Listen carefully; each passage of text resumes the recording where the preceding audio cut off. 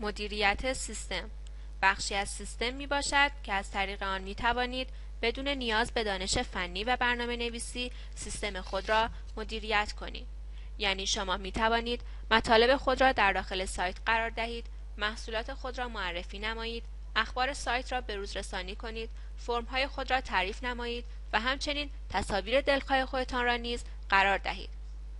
جهت ورود به بخش مدیریت سایت بایستی که نام کاربری و کلمه عبور قسمت مدیریت خود را داشته باشید. در صورت نداشتن نام کاربری و کلمه عبور با مدیریت سیستم خود تماس بگیرید. نحوه ورود به بخش مدیریت سیستم: آدرس سایت خود را در نوار آدرس وارد نمایید و در انتهای آدرس /administrator را وارد نمایید. برای مثال pazen.com/administrator.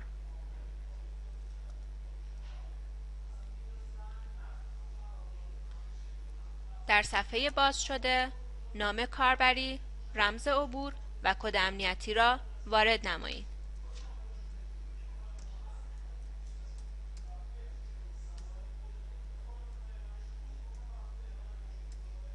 بر روی دکمه ورود کلیک نمایید. توجه داشته باشید در صورتی که هنگام ورود به بخش مدیریت با پیغام خطا مواجه شدید، دقت کنید در ابتدا و یا انتهای کلمه عبور و یا نام کاربری خود از فاصله استفاده نکرده باشید. به حروف بزرگ و کوچک دقت داشته باشید. در هنگام وارد کردن کلمه عبور دقت نمایید که صفحه کلید شما به صورت فارسی یا انگلیسی در حال تایپ کلمه عبور می باشد.